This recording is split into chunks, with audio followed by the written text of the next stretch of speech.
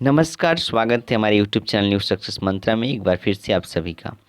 दोस्तों, आज हम लेके आए हैं टाइम एंड टेंस का कुछ इम्पोर्टेंट क्वेश्चंस जो कि बिल्कुल बिहार बोर्ड में अक्सर ऐसा सवाल पूछा जाता है। और मैं आपको बिल्कुल गारंटी देता हूं कि यही 10 से 12 क्वेश्चंस लेके आए हैं। इस 10 क्वेश्चंस को पढ़िएगा और टाइम एंड टेंस का अगर एक भी सवाल नहीं छूटेगा आपसे, इतना मेरी गारंटी है।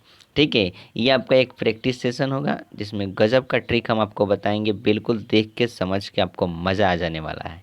ठीक है, तो शुरू करते हैं बिना देरी किए हुए इस क्लास को। इसमें पहला सवाल आपके सामने आपके स्क्रीन पे होगा। इस सवाल का सही आंसर क्या होगा, देखते हैं क्या है। I dash him while I was running. कह रहा है कि जब मैं दौड़ रहा था मैंने उसे देखा। वाइल वाई वॉज रनिंग, जब मैं दौड़ रहा था। सिंपली है। अब अगर वाइल आता है ना, तो एक तरफ अगर पास्ट दिया है तो दूसरी तरफ भी पास्ट होना चाहिए। ठीक है, दूसरी तरफ भी पास्ट होना चाहिए। तो यहाँ पे सी दिया है जो कि हो नहीं सकता है। सीन तो भी थ्री आएगा हैव हैज या हैड के बाद। ठीक है, सीइंग भी नहीं होगा। तो इसका सही आंसर क्या होगा, आई सॉ हिम, मैंने उसे देखा। व्हाइल आई वॉज रनिंग, जब मैं दौड़ रहा था। इसका बिल्कुल सही आंसर बी होगा।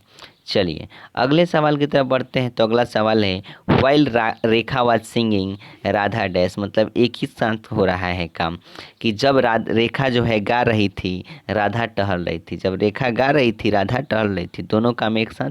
तो इसे आप वाज वॉकिंग लगाइएगा, सिंपली पता चल ही गया।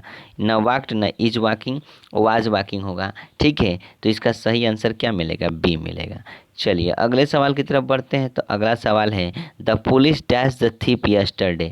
आपको बता दें कि जैसे यस्टरडे देखिएगा, यस्टरडे के देखते ही आप भी टू का प्रयोग कर दीजिएगा। मतलब अगर वाक्य में यस्टरडे है तो वहाँ पे क्रिया जो होगा, क्रिया का दूसरा फॉर्म आएगा। अब यहाँ पे कैचेज जो कि V5 होता है, बिल्कुल नहीं होगा। कैच V1 होता है, नहीं होगा। कैचिंग V4 होगा, नहीं होगा। V2 चाहिए, ऑप्शन नंबर बी कॉट होता है, बिल्कुल सही आंसर होगा। बात समझे कि नहीं, समझे कि नहीं, समझ गए ना। तो यहाँ पे कॉट होगा इसका सही आंसर। अगले सवाल की तरफ बढ़ते हैं। ठीक है, अगला सवाल हमारा है कि इट इज़ टाइम वी टैस। आपको बता दें, कभी भी नोटबुक में अपना नोट कर लीजिएगा। It is time, it is high time, it is time, it is high time के बाद क्रिया जो है ना हमेशा V2 में आता है। क्या समझे, समझे कि नहीं, समझ गए ना। तो देखिए it is time, it is high time के बाद क्रिया V2 चाहिए। तो यहाँ पे स्टार्ट V1 दिया है, गलत है। स्टार्टिंग V4 दिया है, गलत है। स्टार्ट्स V5 दिया है, गलत है। इसका सही आंसर क्या होगा, स्टार्टेड। यानी कि it is time we started, मतलब शुरू करने का समय हो चुका है। इसका सही आंसर होगा।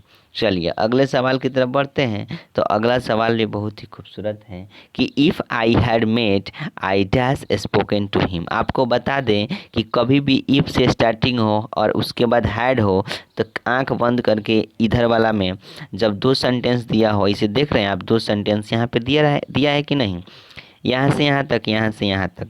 ठीक है, तो पहला इफ़ दिया है और उसमें हैड लगाया है। तो सिंपली दूसरा वाला जो सेंटेंस होगा ना, उसमें आप वुड हैव का प्रयोग कीजिएगा, एकदम आसान होगा।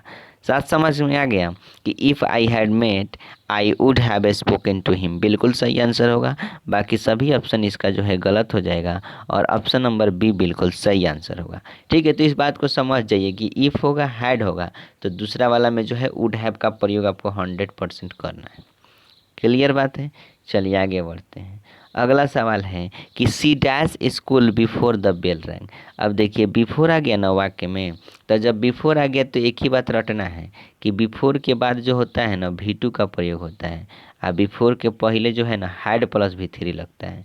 क्या सीखें कि बिफोर है तो बिफोर के बाद V2, तो देखिए रैंक V2 है और बिफोर के पहले क्रिया भरना है तो हैड प्लस V3, बस रट जाना है। सी आपका इसका सही आंसर होगा, बाकी सभी ऑप्शन इसके गलत होंगे।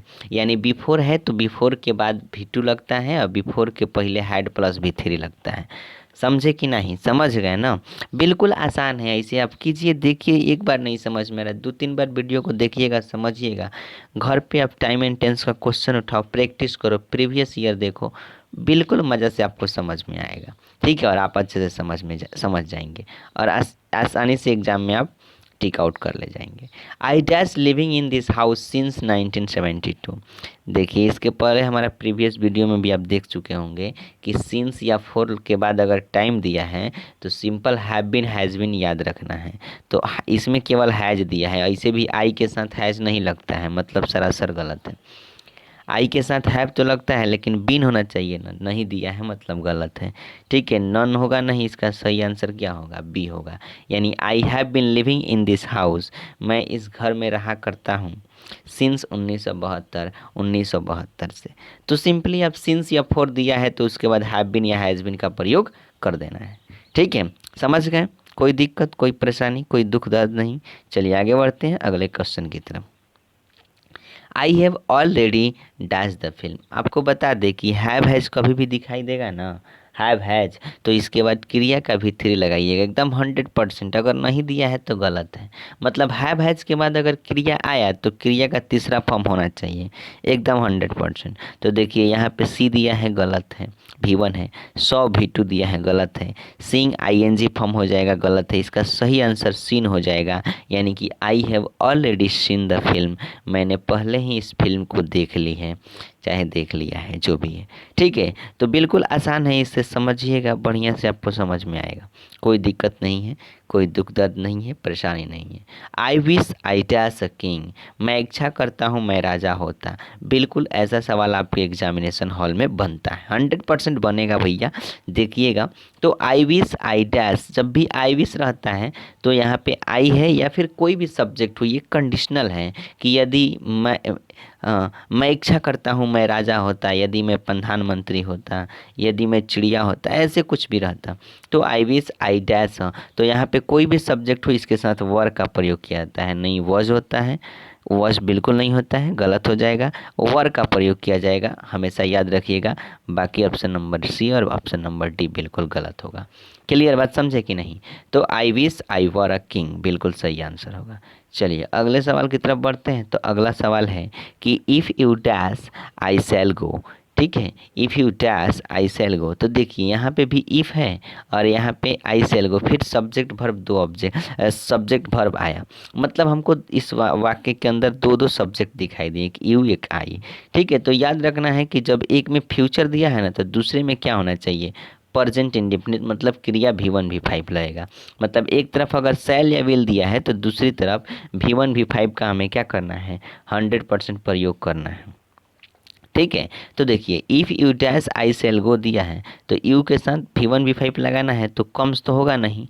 ठीक है, केम भी नहीं होगा और कमिंग भी नहीं होगा। सिंपली हमको आंसर क्या मिला, A come, sorry option number A मिला, come. If you come I shall go, यदि तुम आओगे तो मैं जाऊंगा, इसका बिल्कुल सही आंसर है। ठीक है, तो ऐसे आप कर सकते हैं, सवालों को बना सकते हैं और बहुत ही बढ़िया तरीके से हमने आपको समझाने का प्रयास किया। ठीक है, तो आप आसानी से इन चीज़ों को देखिए, समझिए क्या है कैसे है सारा चीज़, और इतना आप देख लेते हैं ना तो टाइम एंड टेंस का कोई भी सवाल आपसे नहीं छूटेगा। ठीक है, इसकी मेरी पूरी गारंटी है। ठीक, कोई दिक्कत नहीं होगा, कोई परेशानी नहीं होगा, आप अच्छे मार्क्स लाएंगे और घर पे बैठ के आराम से इंजॉय से पढ़ते रहिए। ठीक है, और मुस्कुराते रहिए। तो आज के लिए इतना ही, फिर मिलते हैं हम लोग अगले वीडियो में। तब तक के लिए bye bye, take care, love you, I love you. जय हिंद, जय भारत।